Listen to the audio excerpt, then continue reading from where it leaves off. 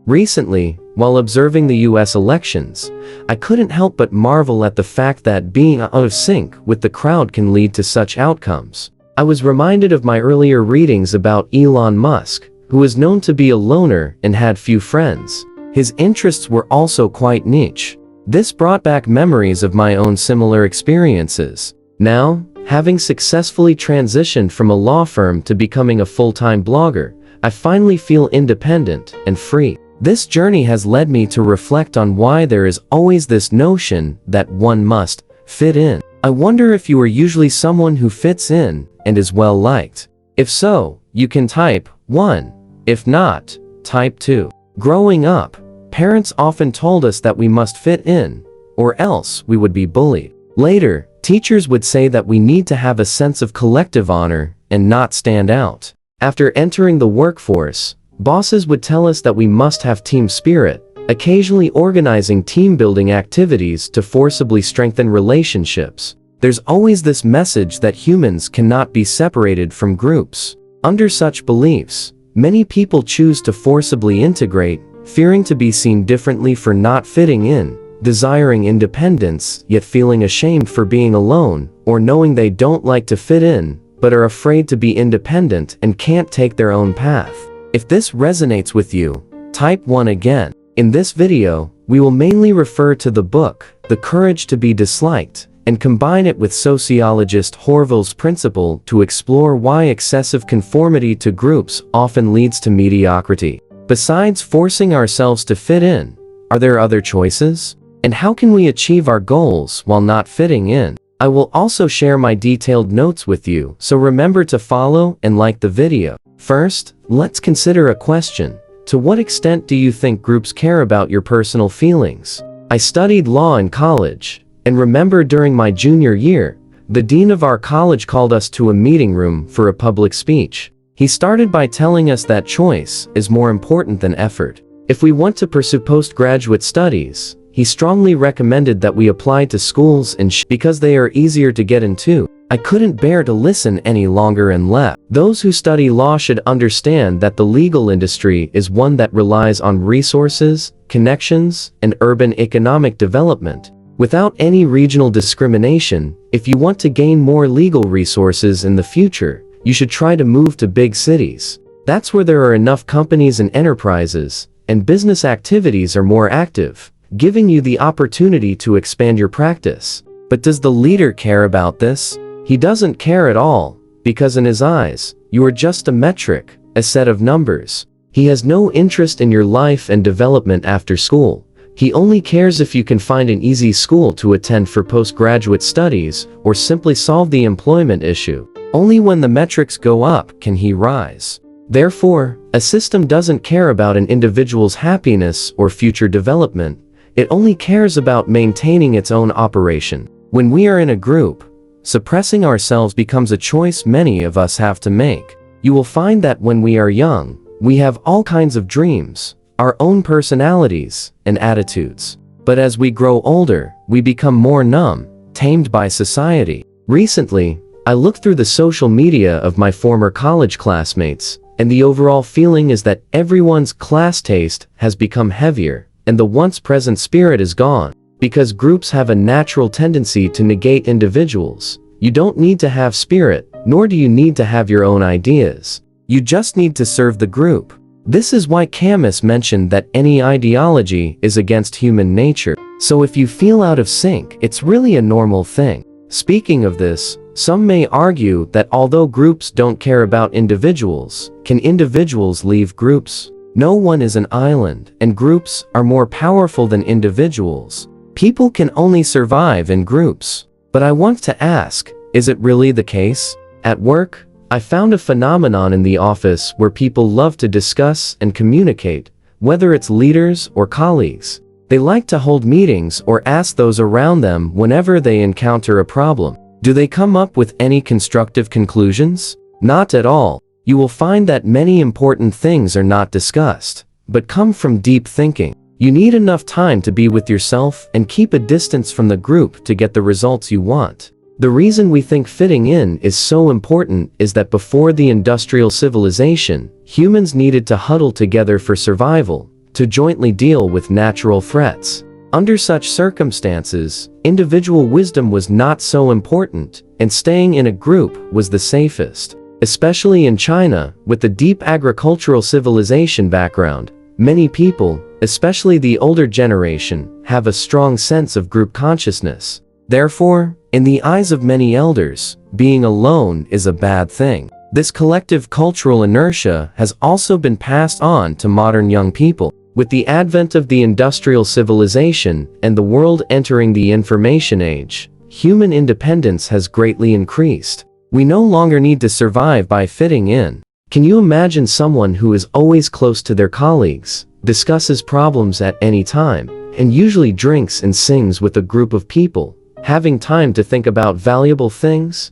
Obviously, it's impossible. In modern society, not fitting in does not mean being disconnected from society. We just need a methodology that can correctly guide us and allow our uniqueness to play a positive role. That's all. So, as someone who doesn't fit in or wants to have independence, what should we do? In sociologist Venkatesh Rao's observation, a company or organization, according to hierarchy, generally has the following types of people: sociopaths, followers, and losers. This hierarchical distribution is also known as the Horville principle. Sociopaths are at the top of the hierarchy, belonging to the rule makers and users. They know what they want and will persistently pursue their goals, such as company founders, bosses, successful executives, and politicians. Followers are those who are particularly loyal to the organization. They work hard but lack strategic vision and influence,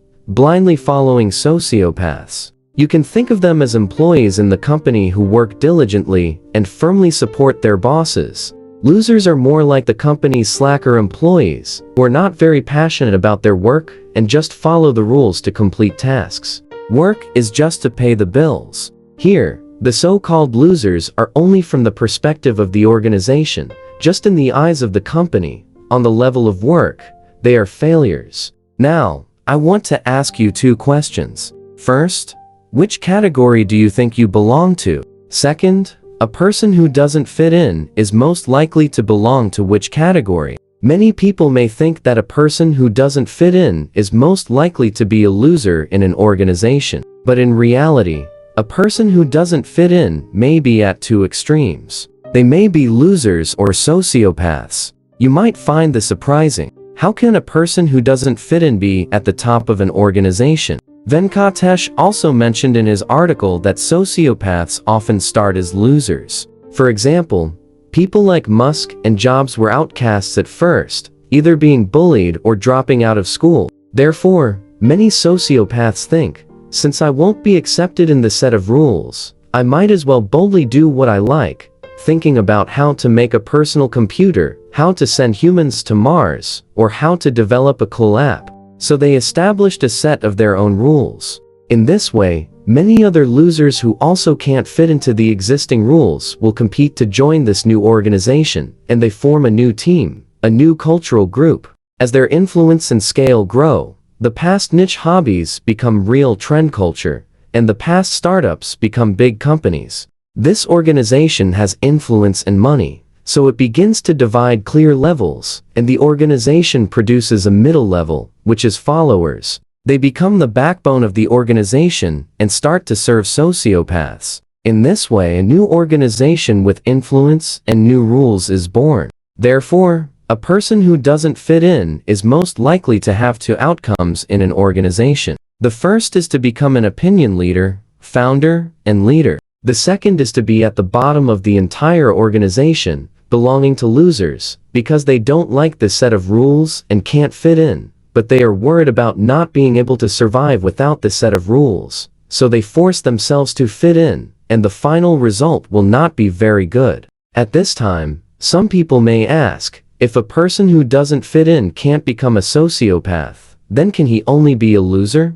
But in fact, in addition to these three, there is another kind of person outside, called self-expressors, such as writers, artists, researchers in a certain field, craftsmen, etc. They gain happiness and a sense of achievement by immersing themselves in the things and fields they like. They are not like sociopaths who establish rules and organizations, but focus on what they like. You will find that a person who is hard to fit in is actually most afraid of not establishing their own rules and circles, and not finding things they like, without a way to express themselves. At this time, people will have a kind of existential anxiety. Therefore, if you are a person who doesn't want to fit in, you have two choices to find your own value. The first is to have your own way of self-expression, and the second is to establish your own rules and circles. It sounds difficult. How should we achieve it?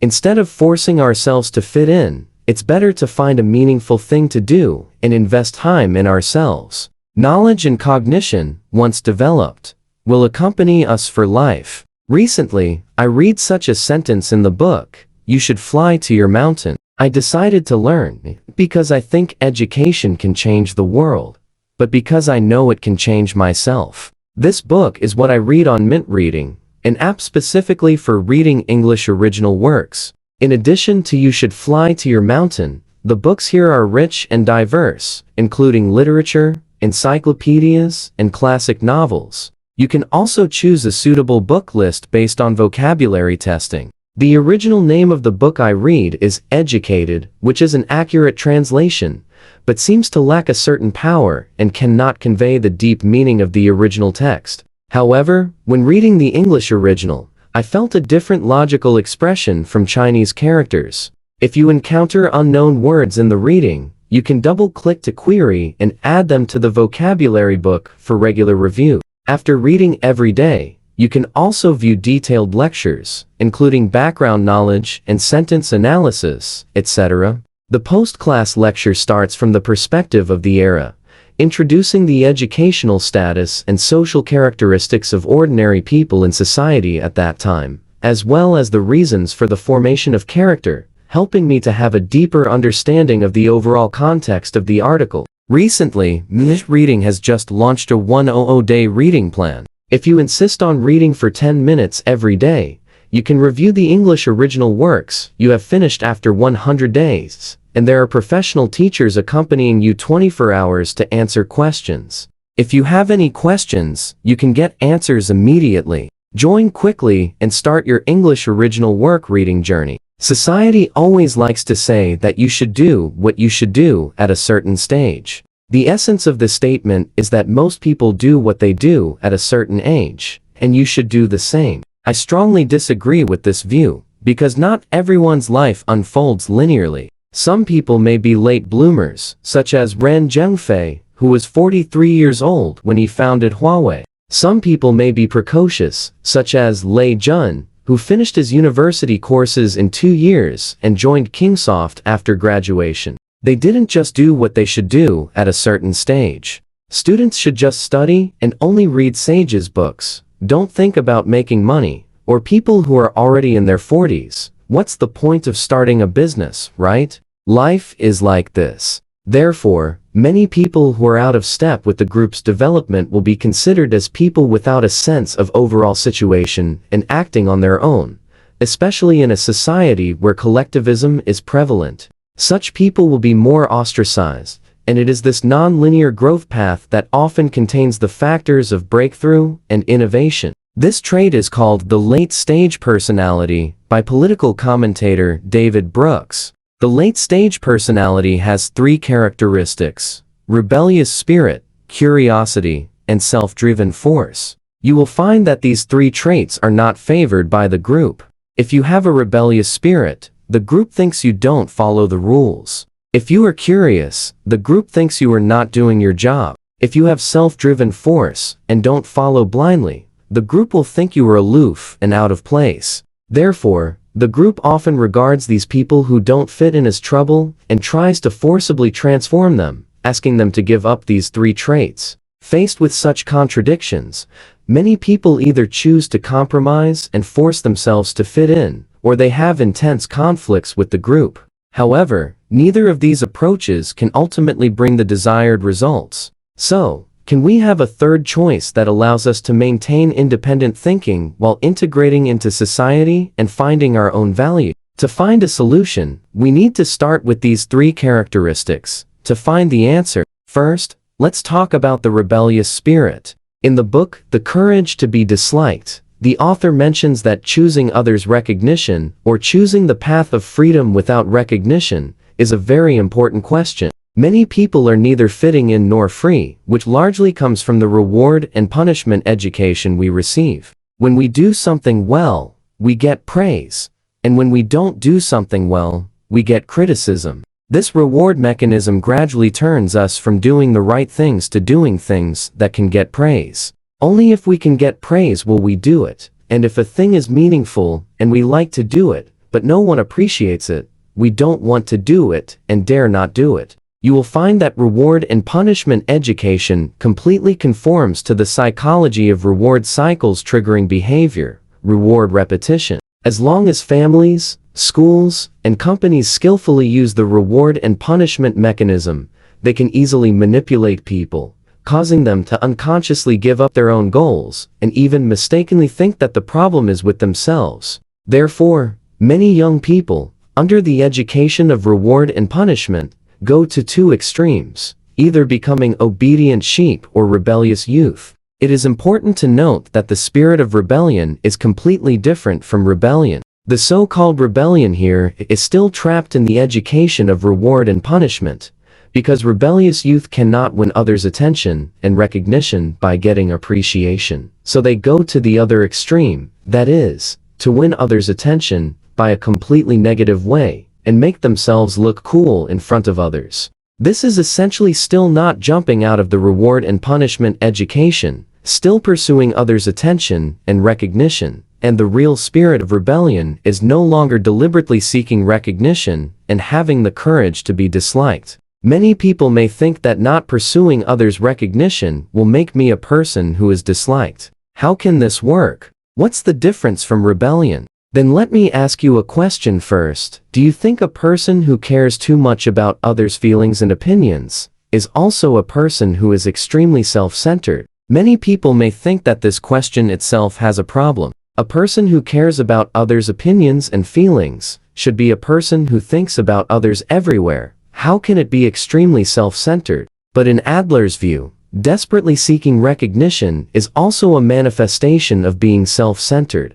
Because we care about others' opinions, is because we hope the world will run according to the way we want. If others think I don't fit in or don't like me, this may be unfavorable to me, so I have to change others' opinions about me. I can't accept the fact that others don't like me. This is the reason why many people are neither fitting in nor free. Faced with such a dilemma, Adler proposed a solution called separation of subjects. When Mr. Da Bing was live streaming, he encountered a black fan. This black fan said as soon as he came on, found that you always give people a high and mighty feeling. If it were an ordinary person, he might be very angry and eager to refute. But Mr. Da Bing said slowly, "You're right." The black fan was stunned and said, "I'm right, right?" Da Bing explained, "As long as you add, you feel, everything you say is valid. There is nothing greater than an individual's subjective cognition. Others have no need or obligation to change you. As long as you add, you feel, it's all right, isn't it?" Mr. Da Bing responded very well here, because no matter whether the other party thinks he is good or not, it is actually the other party's real feeling. He has no need, and cannot forcibly change the other party's feelings. If we have to argue about this issue, the result must be that the other party wins, because the other party's feelings are real to him. The black fan listened to the sentence and was also stunned. Then he made a series of attacks, such as, "Your books are worthless, you seem to be sarcastic," and so on. Mr. Da Bing still meant the same thing. "You're right. It's your subjective feeling. It's all right for you." Every punch of the black fan hit the cotton, and he was very embarrassed for a while, so he quit the live broadcast room. Mr. Da Bing used to be a controversial person. I don't know much about it, and don't judge, but from this matter, he did a good job in separating the subject. The so-called subject is the subjective feelings and choices of others. We are always used to interfering with other subjects. When others don't like us, we either get angry and want to refute, or try to please others. Similarly, When we think others' ideas are wrong, we are always eager to correct and try to change others. The main troubles in interpersonal relationships come from the first. We are willing to let others interfere with our subjects, let the people around us make decisions for us, and transform ourselves according to their ideas and wishes. The second is to try to forcibly interfere with others' subjects. If others don't meet our expectations, we will try to change this. Therefore, we are neither fitting in nor free. To get out of this dilemma, we need to separate the subjects. We neither interfere with other subjects, nor let our subjects be interfered with by others. To judge whose subject it is, we just need to see who is bearing the consequences of the choice. For example, this black fan thinks that Mr. Da Bing is arrogant and his works are worthless. So this is his choice and has nothing to do with Mr. Da Bing. Mr. Da Bing chooses not to interfere with this black fan subject, which is completely correct. Because you're different, the people around you look at you differently. This is their subject, just like my friend, because the company's colleagues all isolated him. So he made a scene in the office, questioning why everyone doesn't like himself and why they don't accept themselves. The final result is that he can no longer stay in the company. Forcing interference in interpersonal relationships is almost zero. Not letting one subject be interfered with by others is to give the decision-making power to ourselves. Many people are also used to interfering with us with the attitude of, "This is for your own good." But in fact, they just want us to do things according to their wishes. At this time, we should also recognize that the matter in front of us is our own subject. We are already adults and have the ability and obligation to take responsibility for our own choices. In this way, we are a free person. Therefore, to make ourselves independent and free, the first thing we need to do is to have the courage to be disliked. Many people think that those who are free and don't fit in are people who are extremely self-centered.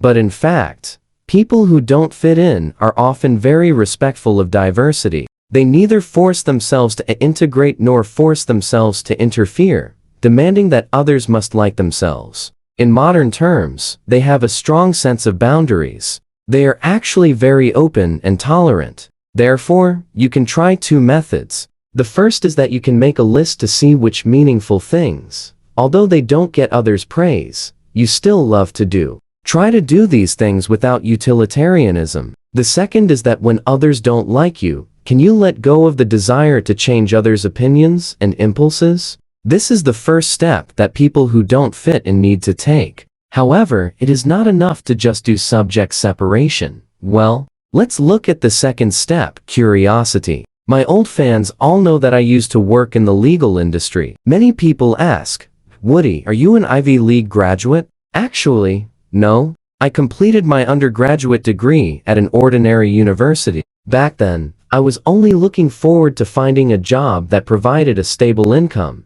and that alone would have satisfied me.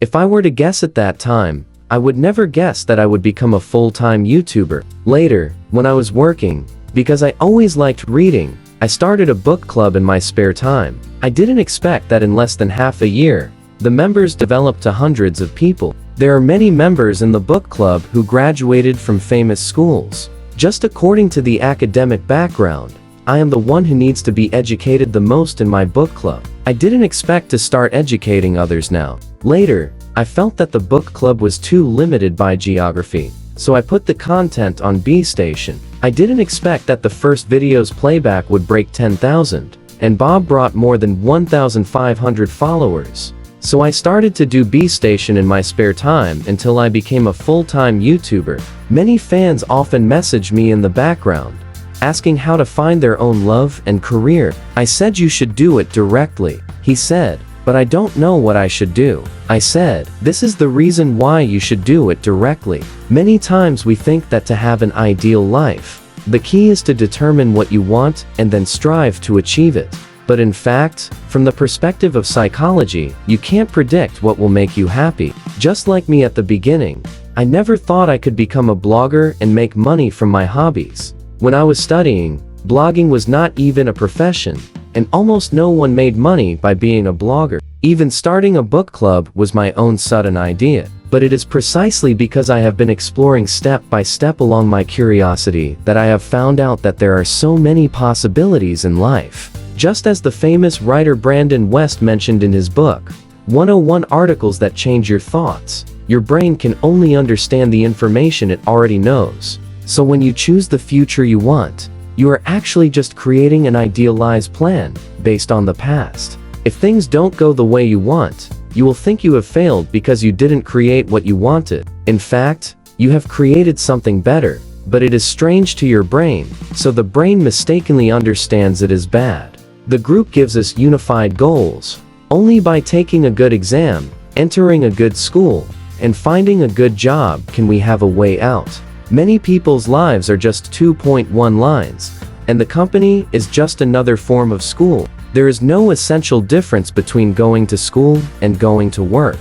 Of course, maybe someone is paying you to work, and you are paying to go to school. Therefore, many people can't see any other possibilities, so our brains arrange a future for us based on such presets, thinking that we can only move along the preset route, only fitting in, only the choice in front of us. As we mentioned earlier, a person who doesn't fit in is very afraid of not having a way to express themselves. You don't have something you are willing to do from the bottom of your heart, and you haven't explored in any direction you are interested in. So we don't know what we don't know, so we think our life is monotonous, and the future is dark, resulting in a strong sense of existential loneliness. To solve this problem, you need to use your curiosity, not the presets provided by your brain, because your brain doesn't know what it wants at all. First, follow your curiosity to act, and in this process, you will find many things you have never noticed before. These new discoveries will help you find your own unique way of expression. Of course, we must also admit that no one is an island, and Adler also mentioned that the ultimate destination of interpersonal relationships is to establish a sense of community. Even people who don't fit in or want to have independence also need a certain sense of belonging. This may sound contradictory, so let's talk about the third characteristic, self-driven force. A classmate I hadn't seen for many years suddenly contacted me one day, mentioning that he also wanted to do self-media and hoped I could take him. But because I was really busy, I had to refuse. So he complained to me that he didn't have such a circle around him, and no one could help and understand him.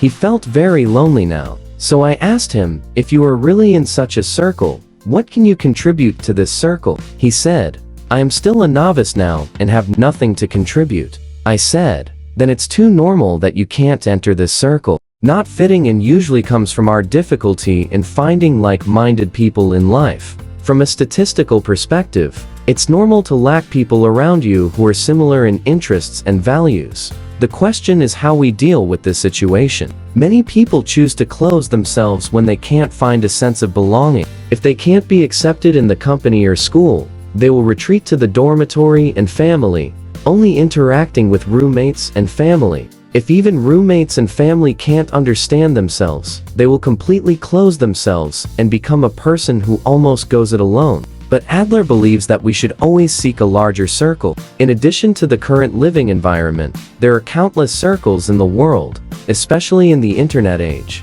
You can almost reach anyone and expand your group.